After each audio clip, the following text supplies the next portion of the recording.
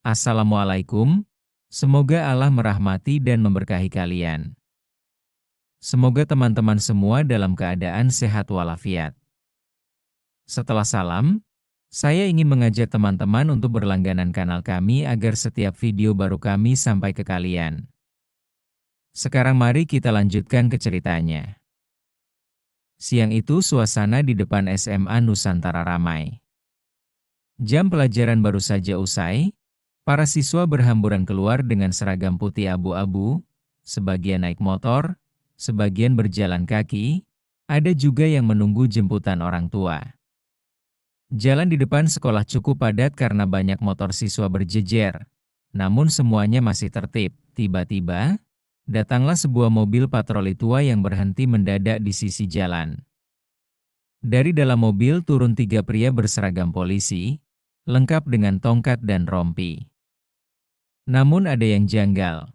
Mereka tidak memasang tanda resmi razia, tidak ada papan peringatan, bahkan tidak ada surat tugas. Salah satu dari mereka, polisi bertubuh besar dengan wajah garang, langsung berteriak. Semua motor berhenti. Periksa surat-surat sekarang juga. Siswa-siswa yang masih muda itu panik. Mereka berhenti satu persatu. Sebagian menuntun motor ke tepi jalan. Polisi itu langsung menunjuk beberapa siswa. Kamu? Si mana? STNK mana? Kalau nggak ada, motor kita tahan. Seorang siswa bernama Dimas, kelas 11, memberanikan diri bicara. Pak, ini kan depan sekolah, biasanya nggak ada razia. Emang ada operasi resmi, Pak? Polisi itu mendelik, lalu mendorong dada Dimas. Jangan banyak tanya. Kamu murid kecil sok tahu. Kalau nggak mau ribet, kasih uang rokok Rp200.000, motor kamu aman. Siswa-siswa lain mulai gelisah. Ada yang langsung patuh karena takut motornya ditahan. Mereka merogoh uang saku. Bahkan ada yang sampai pinjam teman hanya demi aman di jalan. Dimas menatap tajam polisi itu. Ia sadar, ini jelas razia ilegal. Mereka hanya mencari keuntungan dari anak sekolah yang polos. Pak, kami ini cuma anak sekolah. Uang jajan aja pas-pasan, masa harus bayar segitu? Polisi lain yang lebih muda ikut menyambar. Kalau nggak mau bayar, ya sudah, motor ditahan. Kalian pulang jalan kaki. Beberapa siswa mulai menangis karena takut orang tuanya marah kalau motor disita. Dimas mengepalkan tangannya, wajahnya mulai memerah menahan amarah. Lalu, saat seorang polisi berusaha merampas kunci motor adiknya, Dimas langsung maju. Ia menarik tangan polisi itu dengan kasar, membuat semua siswa terkejut. Cukup! Jangan seenaknya ngerampas motor kami.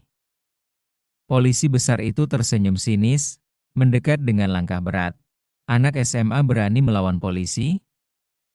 Hahaha, kamu cari mati. Tanpa banyak bicara, polisi itu langsung mengayunkan tangannya hendak menampar Dimas.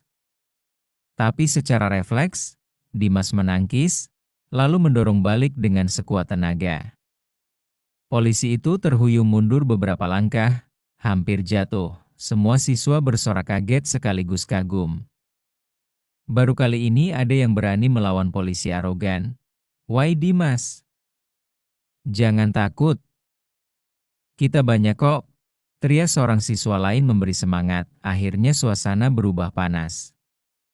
Polisi-polisi itu murka, sementara para siswa mulai bersatu mendukung Dimas. Jalan depan sekolah pun mendadak berubah menjadi arena konfrontasi antara oknum polisi arogan dengan anak-anak SMA yang sudah muak diperas. Suasana di depan SMA Nusantara kini berubah tegang. Puluhan siswa berkerumun, sebagian menonton dengan wajah pucat, sebagian lagi bersorak mendukung Dimas yang berani menantang oknum polisi arogan. Lalu lintas di jalan depan sekolah sempat tersendat. Banyak pengendara berhenti karena penasaran dengan keributan itu. Brigadir Raka, Polisi bertubuh besar yang tadi hampir jatuh akibat dorongan Dimas, langsung menggeram. Wajahnya merah padam, genggamannya mengepal keras. Ia merasa dipermalukan oleh seorang bocah SMA di depan umum. Kurang ajar. Anak ingusan berani-berani melawan polisi? Rasain nih akibatnya. Raka langsung melangkah maju dengan cepat, tangannya terangkat hendak menghantam wajah Dimas. Para siswa menjerit, beberapa menutup mata karena takut melihat Dimas dipukul. Namun dengan refleks, Dimas memiringkan tubuhnya, menangkis pukulan itu dengan lengan kiri, lalu melayangkan tinju cepat ke arah dada Raka. Bug! Polisi itu terhuyung ke belakang, napasnya sesak. Semua siswa bersorak keras, tak percaya bahwa Dimas bisa mengenai polisi yang berbadan jauh lebih besar. WOI mantap Dimas. Hajar aja, jangan mau diinjak-injak. Dua polisi lain yang sedari tadi ikut merazia, langsung maju membantu rekannya. Satu di antaranya menarik kerah baju Dimas, tapi beberapa siswa segera berlari ikut membantu. Ada yang menarik tangan polisi itu, ada yang melempari dengan botol minum, ada juga yang mendorong tubuhnya dari samping. Keributan makin menjadi-jadi. Suara teriakan siswa bercampur dengan amarah polisi. Polisi kedua mencoba menendang motor yang diparkir, membuat siswa lain panik. Tapi Dimas tak tinggal diam. Ia menerjang polisi itu, memiting lehernya dari samping, lalu mendorongnya hingga jatuh tersungkur ke jalan. Braak!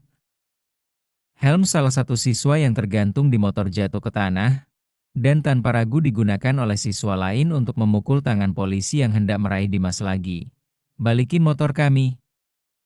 Jangan sewenang-wenang, teriak seorang siswa perempuan dengan suara gemetar, tapi penuh keberanian. Brigadir Raka yang sudah bangkit kembali semakin murka.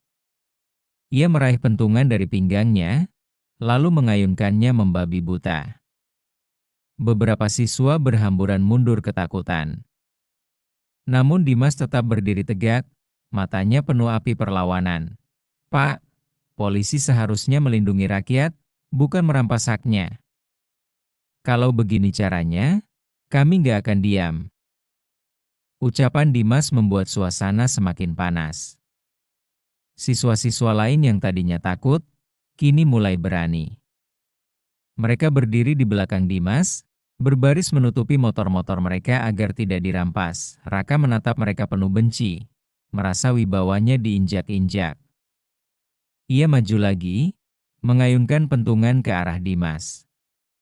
Kali ini, Dimas menangkis dengan lengannya, lalu langsung membalas dengan bogem telak ke rahang Raka. 2 ar, Raka terhuyung keras, darah keluar dari bibirnya. Penonton di sekitar, termasuk warga yang berhenti menonton, bersorak heboh. Wah gila, bocah SMA itu berani banget. Polisinya bonyok, wajar, suka meresahkan. Namun perlawanan ini jelas belum usai. Raka kembali bangkit dengan tatapan liar, sementara dua rekannya yang sudah kesal berat menghunus borgol besi, berniat melukai Dimas dan siswa lain. Sementara itu, suasana di sekitar semakin ramai.